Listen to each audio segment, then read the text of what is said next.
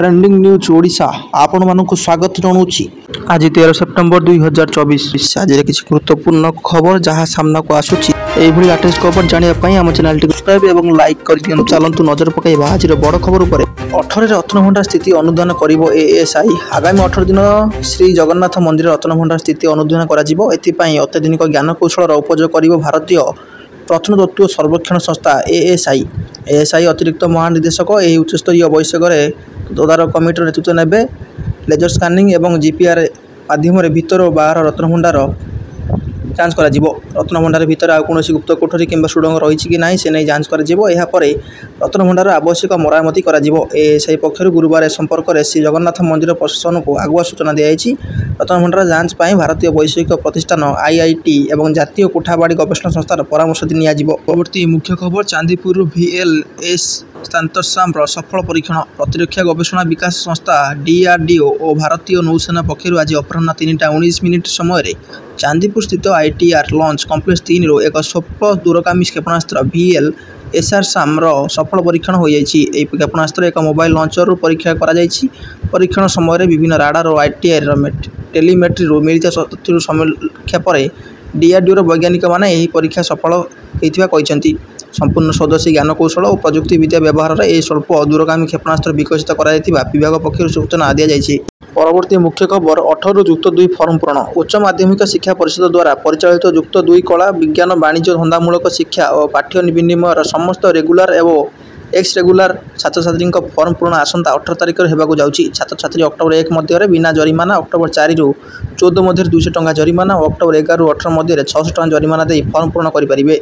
समस्त महाविद्यालय उच्च माध्यमिक विद्यालय अध्यक्ष अध्यक्षा ए दिगरे पदक्षेप नेबा सह छात्र छात्री और अभिभावक को अवगत कराइबा परिषद पक्षर कहुई। परवर्ती मुख्य खबर 15 जाए वर्षा संभावना। दक्षिण पूर्व बांग्लादेश और संलग्न अंचल आज एक घूर्णिबल सृष्टि होती। यह आहरी अधिक घनीभूत हो आसंता काली बांग्लादेश उपकूल संलग्न अंचल में लघुचाप क्षेत्र परिणत हो।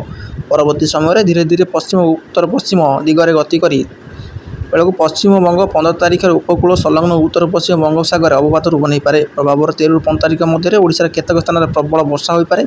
13 तारिख सकाल ठारू 14 तारिख पर्यंत कलाहांडी जिलार केतक स्थान वज्रपात सह प्रबल अति प्रबल और नवरंगपुर कोरापुट मालकानगिरी मयूरभंज केन्दुझर सुंदरगढ़ बालेश्वर भद्रक जाजपुर केन्द्रापड़ा कटक जगतसिंहपुर रायगढ़ गजपति जिले में प्रबल वर्षा हेब। उपकूल ओडिशार वज्रपात सह कालबैशाखी प्रभाव देखा मिलपे। परवर्ती 24 घंटे बरगढ़ जलबंदी मयूरभंज केन्दुझर और सुंदरगढ़ जिले में प्रबल अति प्रबल होगा ऑरेंज वार्निंग जारी कर समय उत्तर ओडिशा समेत पश्चिम ओडिशार केतक जिले में प्रबल वर्षा बोली आंचलिक पाणीपाग विज्ञान केन्द्र पक्षर पूर्वानुमान कर। उत्तर बंगोपसागर सह उपकूल ओडिशा रे घंटा प्रति 40 रु 50 किलोमीटर बेगर पवन बोईपे बोली आकलन कर। परवर्ती मुख्य खबर हीराकुद 16टी गेट खोला। हीराकुद जलभंडार जलस्तर वृद्धि को दृष्टि रखी आज आहरी 10टी स्विच गेट खोल।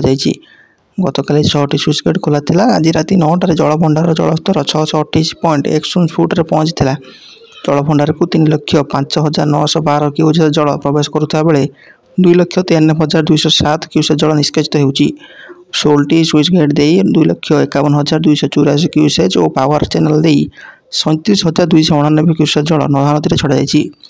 शिल्पानुष्ठान गुड़िक 273 क्यूसेक जल टाणुवा बेले जलसेचन निमंते केनाल गुड़िक 4,361 क्यूसेक जल छड़ा जाएगी। परवर्ती मुख्य खबर विवाहित झील को भी मिल अनुकंपामूलक नियुक्ति। सरकारी चाकरी कर पिता माता पिता निर्भरशील अविवाहित झील अविवाहित साबत झील भली विवाहित झील और विवाहित साबत झील मान अनुकंपामूलक सहायता नियुक्ति मिल से आवेदन को नियुक्ति राज्य सरकार विचार को नेबे। एथिपाई ओडिशा बेसारमिक सेवा पुनर्वास सहायता नियमावली 2020 संशोधन कर।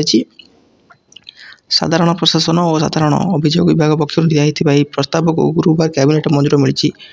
यह संशोधन द्वारा एणिकी सरकारी कर्मचारी माता पिता मृत्यु घटिले उपर निर्भर करुवा विवाहित झील और साबत झील को अनुकंपामूलक नियुक्ति मिल पार। एथिपाई से योग्य विवेचित हो पारे। परवर्ती मुख्य खबर महाकाशर प्रथम प्राइवेट स्पेसवाक। अमेरिका महाकाशयान निर्माता company SpaceX Polaris Dawn mission को गुरुवार सफलता मिली। प्रथम नॉन फ्यूजल एस्ट्रोनॉट भाव स्पेसवाक कर अमेरिकार उद्योगी तथा क्रेडिट कार्ड प्रोसेसिंग कंपानी शिफ्टर पेमेंट्स प्रतिष्ठाता जरेड इसाकम्यान इतिहास रचिंट गत 50 वर्ष मध्य प्रथम व्यक्ति भाव से महाकाशर सर्वाधिक उच्चतार स्पेसवाक करपरि अल्प केतजन पेशादार महाकाशचारी तालिकार इसाकम्यान सामिल होती।